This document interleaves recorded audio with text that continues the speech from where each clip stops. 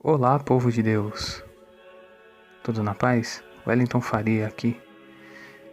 Você já deve ter ouvido falar ou lido sobre sucessão apostólica. Mas você sabe o que é isso? Sabe de onde vem? Qual a importância que a sucessão apostólica tem para a Igreja Católica? Então fique vendo esse vídeo até o fim que você vai entender. Mas antes vou te dar uma dica para você conhecer mais sobre a história da Igreja, a doutrina e a história dos santos, que é a minha Biblioteca Católica. É um clube de assinatura que manda para os assinantes todo mês um box contendo um livro e alguns brindes sobre história de santos, história da Igreja e da tradição. Este mês, por exemplo, eu recebi o livro de São Paulo Apóstolo, ou seja, Paulo, o apóstolo dos gentios, um livro que é a Didaquê, considerado o primeiro catecismo da cristandade, e ainda alguns enfeites, né? um mapa e um marca-páginas. É muito interessante que os católicos tenham em sua casa uma leitura saudável, sadia, e principalmente que o leve a conhecer melhor a sua fé. Por isso eu estou dando essa dica para vocês, vale muito a pena. É uma assinatura mensal que você pode fazer e conhecer mais aqui no link que eu vou deixar na descrição, tá bom? Dito isso, vamos ao assunto do vídeo, que é a sucessão apostólica. Antes de mais nada, precisamos entender o que é um sucessor. Sucessor é alguém que dá continuidade, vem em seguida de outra pessoa.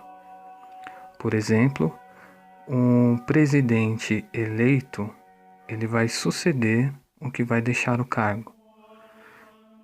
Porém, a gente tem exemplos melhores na Escritura, onde Deus sempre fez uso da sucessão, de um sucessor.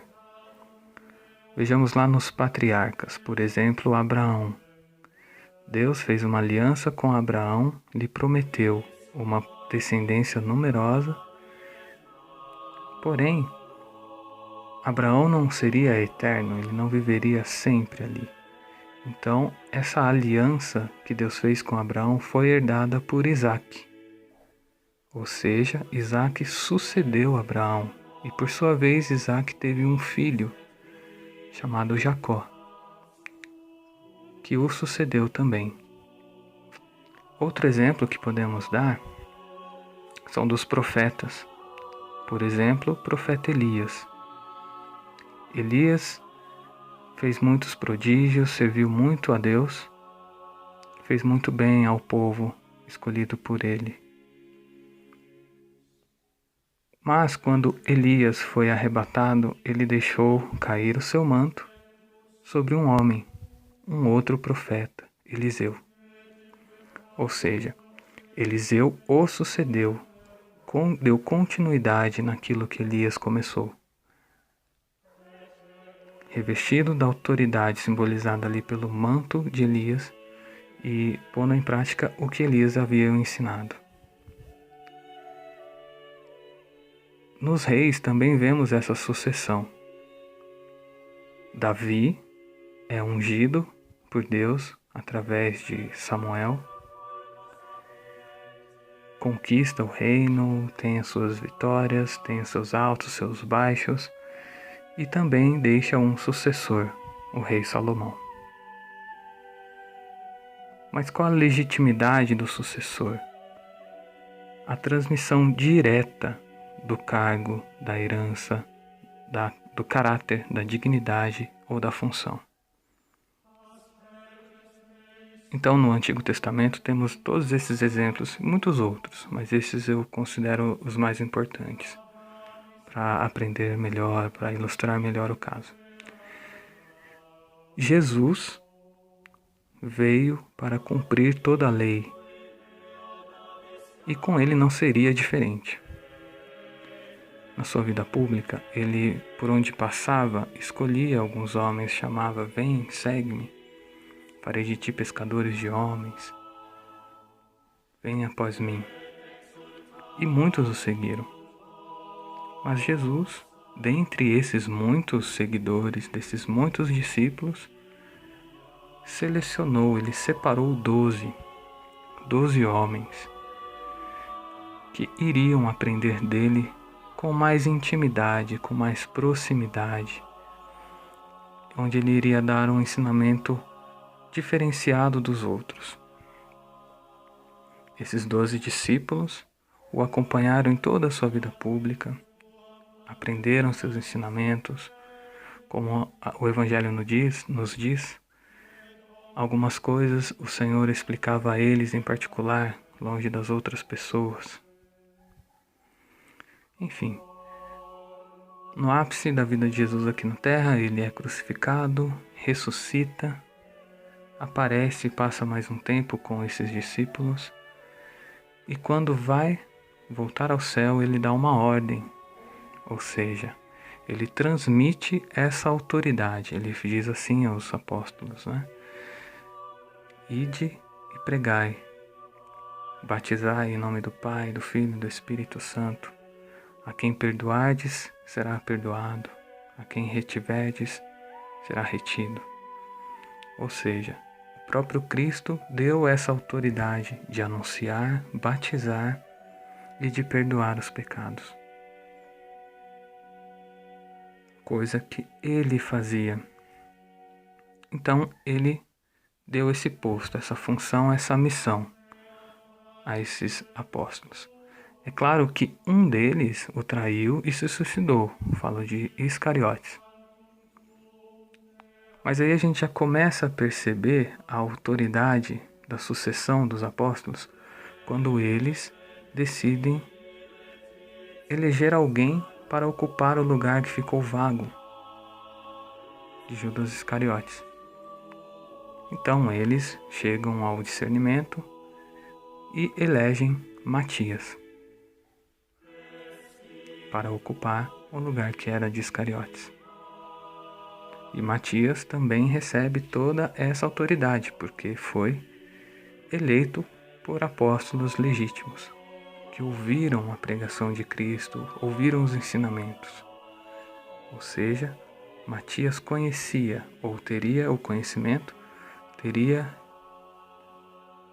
o ensinamento, o mesmo ensinamento que os apóstolos tiveram. Em um determinado momento, Jesus também escolhe um outro apóstolo, que era o Saulo de Tarso. Ele cai do cavalo, se converte e se entrega ao Senhor.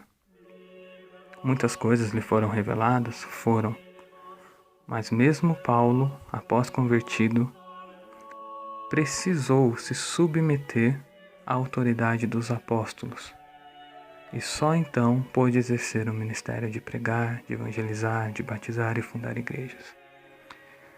E assim foi. Todos os apóstolos saíram em missão e pregando, anunciando e fundando igrejas, suas dioceses, e estabelecendo a cadeira de bispo, a cátedra. Como nós sabemos, todos foram mártires, com exceção de um, São João Evangelista, o único que não morreu mártir, mas esse é assunto para um outro vídeo. E se eles morreram, quem deu continuidade, então, à cristandade? Quem poderia transmitir, dar continuidade, sucedê-los? Temos notícia, por exemplo, que João Evangelista teve como sucessor, como aprendiz, Policarpo de Esmirna. E nos livros patrísticos podemos ver muitas outras sucessões a partir de Policarpo. Então essa continuidade, essa sucessão não acabou. E ela vem até hoje, até mesmo no papado. Por exemplo, Pedro foi o primeiro papa. Quando Pedro foi mártir, foi eleito um novo papa. Quando esse novo papa morreu, foi eleito um novo papa, e assim é até hoje. Vamos ver, por exemplo, os últimos papas. Atualmente, nosso papa é o Francisco e o emérito Bento XVI. antes de Bento XVI, João Paulo II, São João Paulo II. Enfim, vamos seguindo essa linha sucessória, puxando este fio, chegamos até Pedro tranquilamente. Portanto, irmãos, podemos entender que a sucessão apostólica é isso. É essa continuidade do ensinamento e da doutrina pura de nosso Senhor Jesus Cristo, que Ele ensinou aos apóstolos e seus apóstolos transmitiram, e a Igreja conservou esse ensinamento e nos dá até hoje com essa sucessão apostólica, no magistério da Igreja, no Papa e nos seus bispos. Espero que você tenha compreendido. E só lembrando mais uma vez, a dica do clube de assinatura Minha Biblioteca Católica é muito interessante, é muito bom que nós ocupemos nossas prateleiras com a santa tradição e a santa história da Igreja Católica. Deixo o link aqui na descrição, curte o vídeo, compartilha, se inscreve no canal e curte a nossa página aí no Facebook, nossas redes sociais, e vamos melhorando isso aí, vamos fazer esse canal crescer, para que mais pessoas conheçam mais da Igreja Católica. Salve Maria!